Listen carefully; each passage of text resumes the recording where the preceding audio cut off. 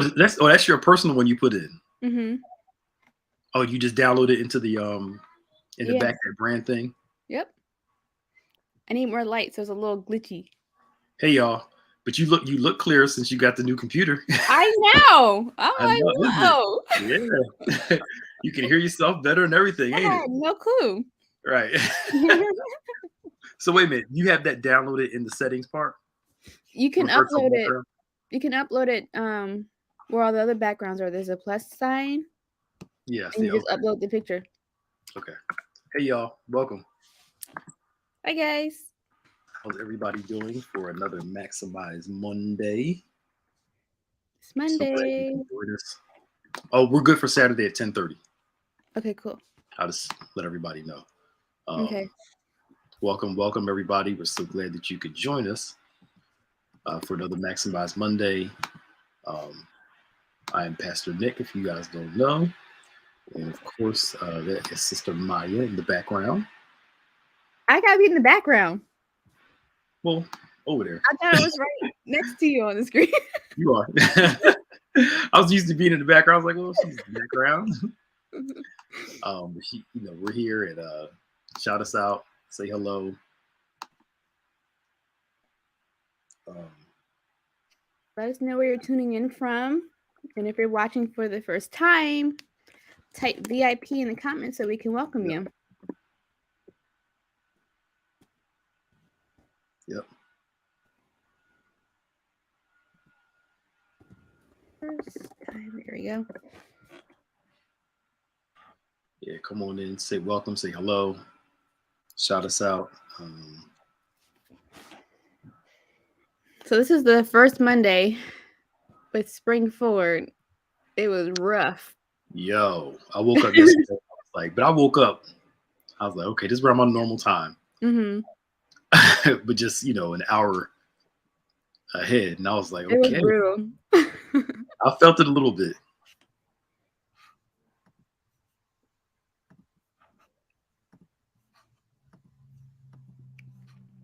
Who's tuning in with us? We want to see you. Yeah. Say hi.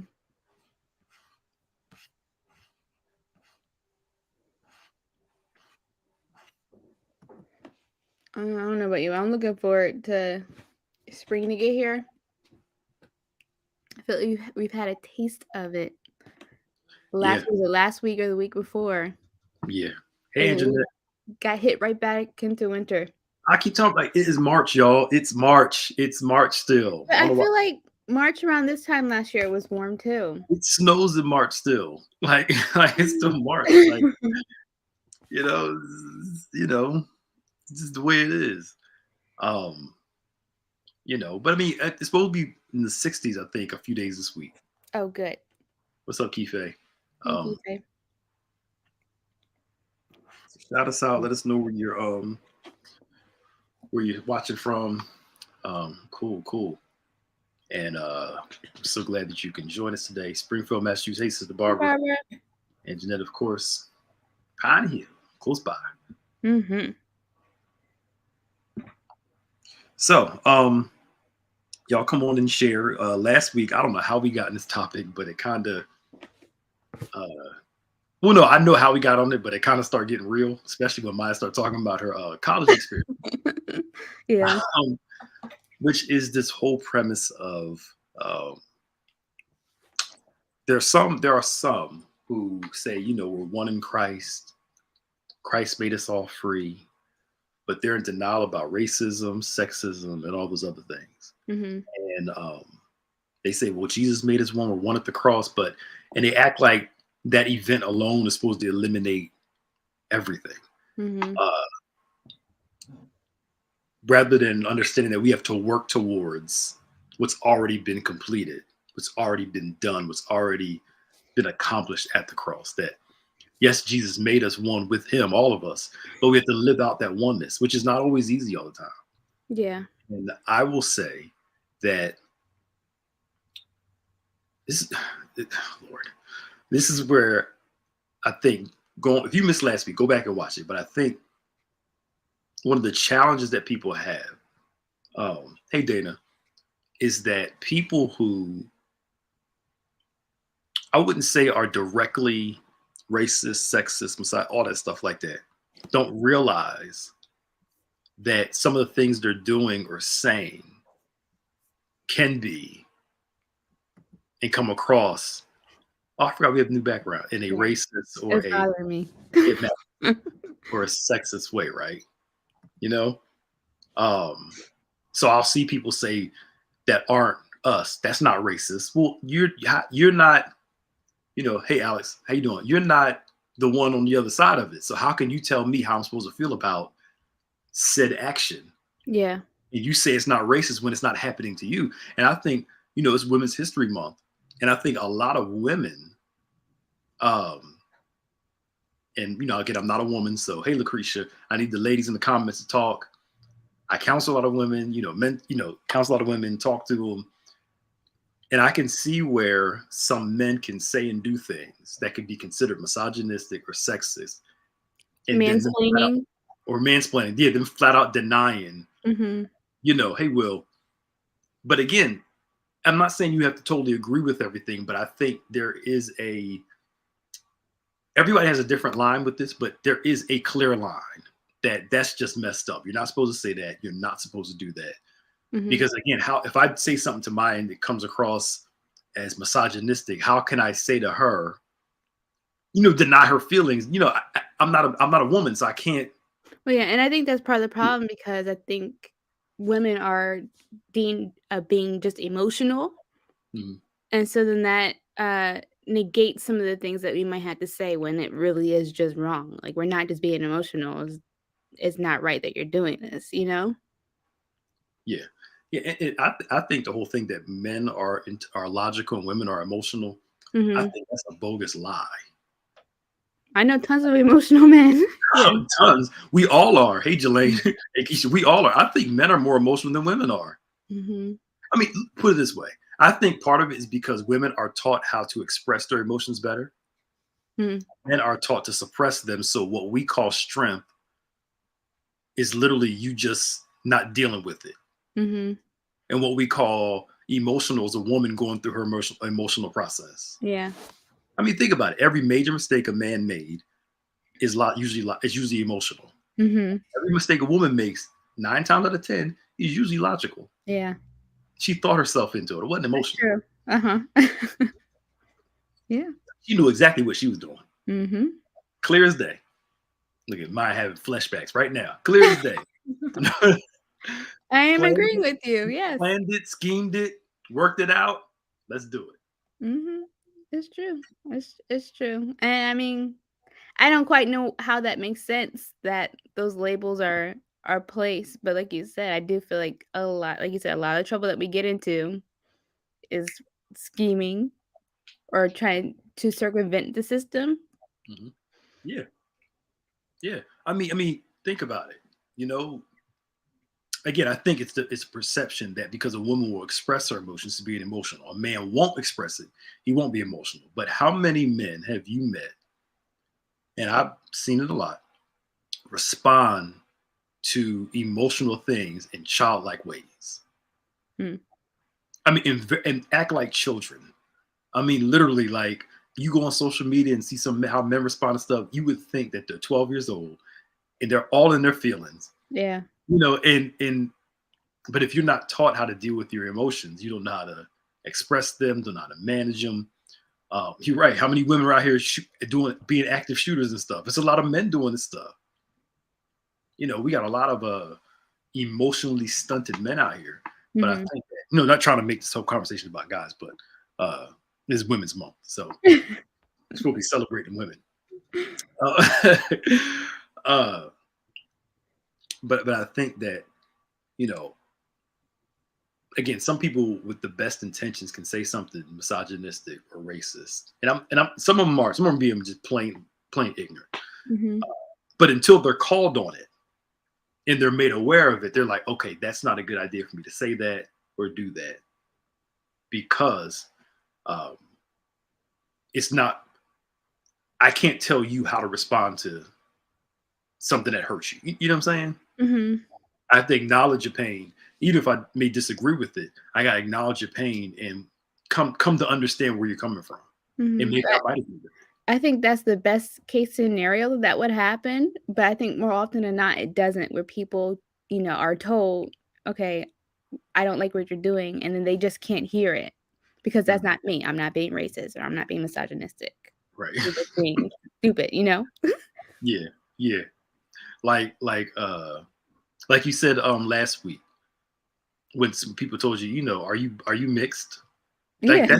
that's a racist statement. Like that because you're implying that you're only quote unquote good or acceptable Mhm, because you're not all African. You know mhm, what I'm saying? And I'm like, mhm, but again, they'll say it to you like, oh, that's nothing. mhm.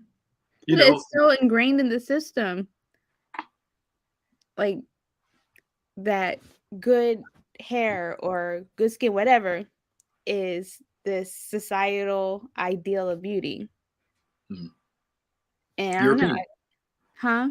European. Exactly, exactly. Yeah. So we're celebrating Women's History Month. So I'll interview you today. Oh gosh. And we Okay. only got like 15 minutes left anyway, so just relax. It'll fly by it'll fly right by. So you're pretty, I wouldn't say new to you know owning your own business, but I think it's Mhm, evolving and growing. mhm. You got to hit your niche. Actually, I got to talk to you about some pictures too. Um, Okay. uh, I'm losing weight, so I think it'd be cool. I said, we've been talking about these pictures for a year and a half. What was I saying? See, that's what I should have never said. Oh, so as a woman, what are your challenges Mhm, that you see? I know you got like the building, you got stuff like that. I talked to a lot of women. A man will get a different response. A woman will get a different response. Buying a car, same thing. yeah, So talk to us about that. Life as a woman trying to get ahead. mhm. I think my struggle has always been making sure my voice is heard, and, I take responsibility in that too because there are times where I know I've been a little bit on the quiet side because I'm unsure of myself, but I know there have also been cases where I've said stuff and then it's just not, valued, for lack of better words. So that's probably been my main challenge in just making sure that I'm trying to be clear and not being emotional about, "Oh, you're not hearing me," or that sort of thing. And just making sure, I'm being firm in that, and I know what I'm saying, Mm, because I think if you're not sure, that's just another, reason not to be heard. right, right. And maybe some ladies can chime in the comment section. Honestly, what you just said is usually the prevailing thought when you ask most women that. The first thing was, I don't feel like I'm being heard. Mhm, My voice doesn't matter. mhm, I say something and they don't take it seriously. Or mhm, like you said, I don't say anything at all because women have, maybe you can help me out with this. Women have this thing of trying to protect everybody else's feelings at the mhm. expense of their own. And Yeah. I'm not talking about being ignorant and just saying being flippant with your mouth, but Mhm, help us out with that. Why so but you did say it's because sometimes maybe your insecurities get in the way. So you mhm. won't say anything. Yeah, yeah. Um, I don't know, like, sometimes I struggle because I get tongue-tied, right? Mm, So, that makes me like, okay, I go into overload trying to make sure that what I'm saying actually makes sense. yeah. Yeah. When I could just say it, but it's that mind game of things. Mm, Um, but, um, I don't know, like, what's that saying? We're told to be seen and not heard? okay. Like when your kids, you're a Yeah, child, you'll be seen uh-huh. another. And so I Yeah. think sometimes that just carries over.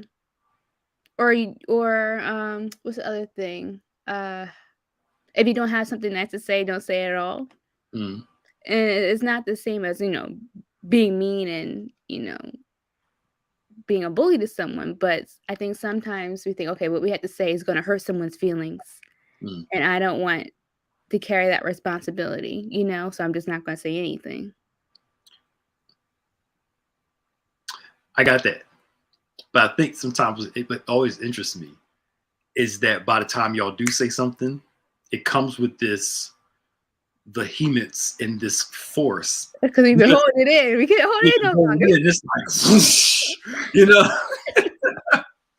it's like this whole Yeah. fire thing. We just let it out. I'm like, wouldn't it be easier kind of just say something a little earlier so it doesn't have to come out like, And World that's War what III? gets me in trouble with my friends because I am when there's a problem, I'm like, okay, let's talk about it. Mhm. Let's talk about it till the cows come home to get through whatever the issue is. And I'm realizing that not everyone is like that. Yeah. Well, until it's their problem, then they want to Oh talk about yeah. it.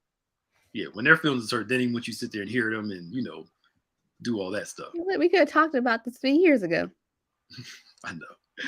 I know. But I think that your voice not being valued and heard, you know, is a commonplace. And then, but again, that's one of the biggest prevailing Mm-hmm.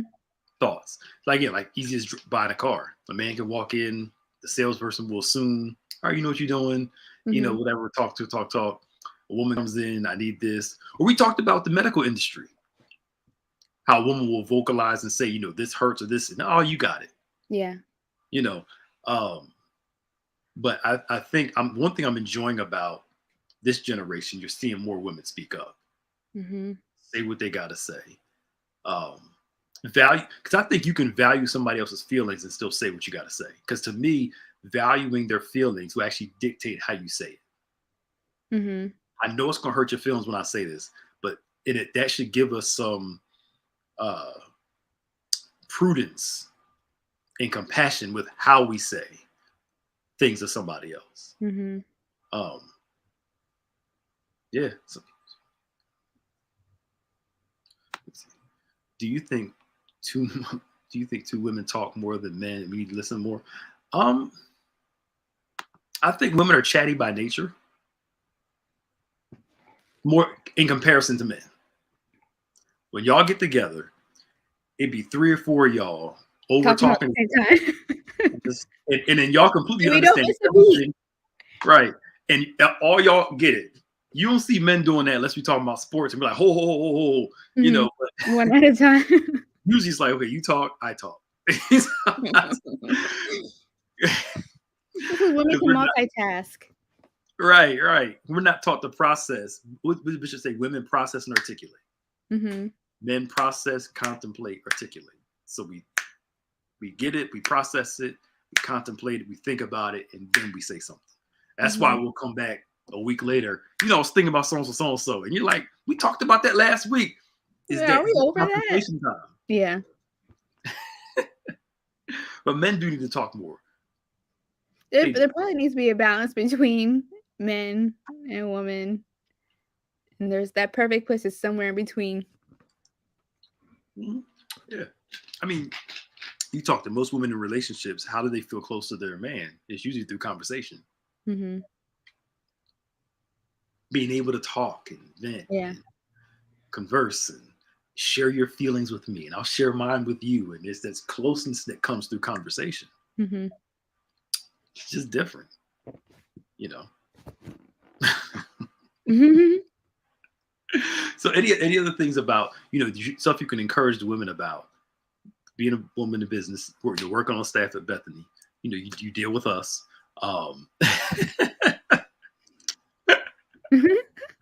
But we talk. We Absolutely. listen to you. We let you process. Uh-huh. We talk and we go through. Yes, you do.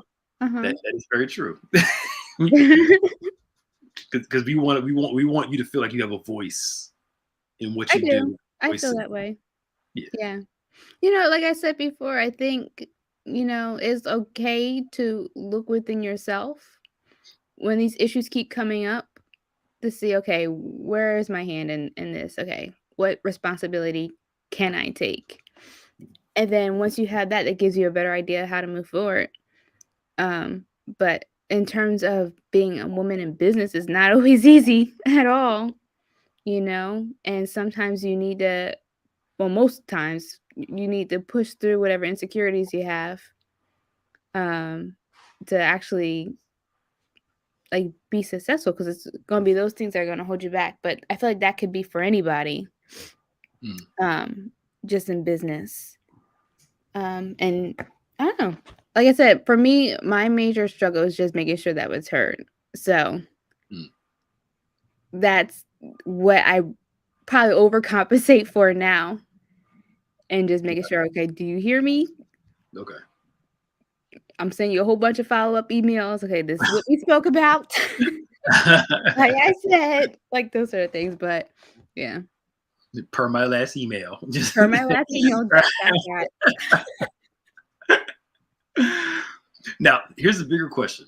We got about 7 minutes left. Here's the bigger question. Woo!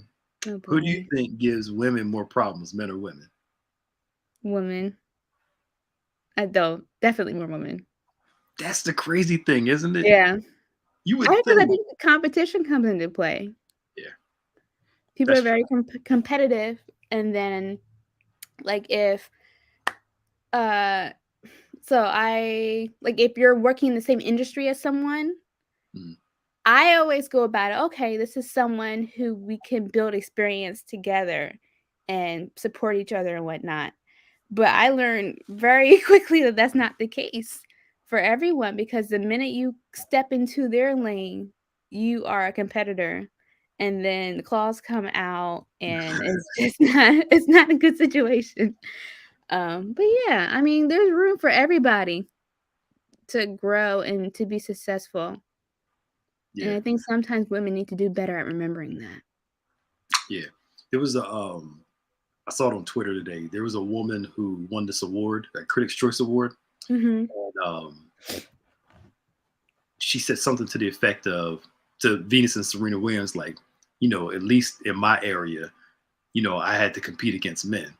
And people were like really, like, why would you devalue them? Mhm. Because honestly, Venus and Serena could probably beat a whole bunch of men. They just weren't Yeah. allowed to, Mhm. play against them. But it goes back to that feeling of only a few of us can rise to the top, and Yeah. the rest of y'all is only, like you said, there's only a few spaces up here, rather than all of us can share in Mhm. this thing. I Mhm. just remember the deacon thing with like your mom and all them. The Mhm. biggest issues they had were not with the men in the church. It was with them women I were, remember. were not all of them. A lot of them were supportive, but a lot Yeah, of of that course.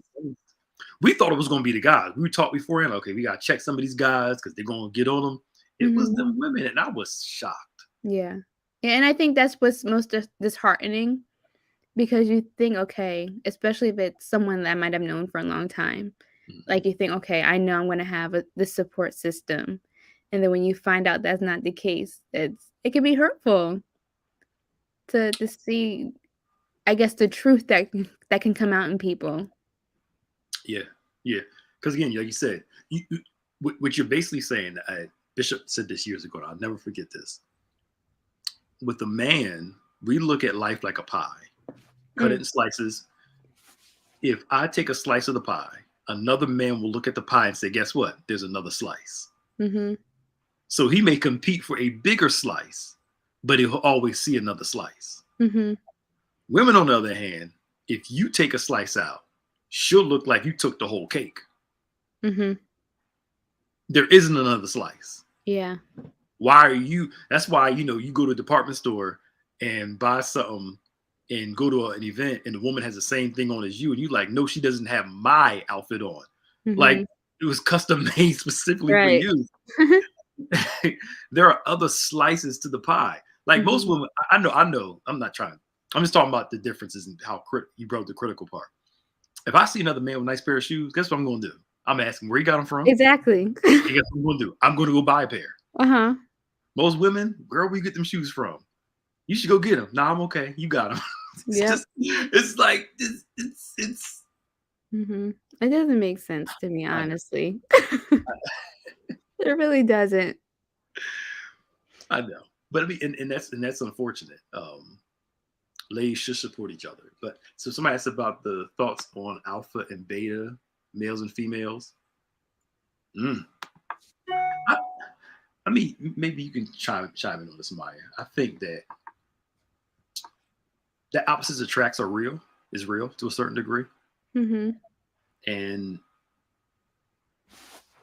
the alpha has to learn to give space for the other person to grow, develop, and have a voice.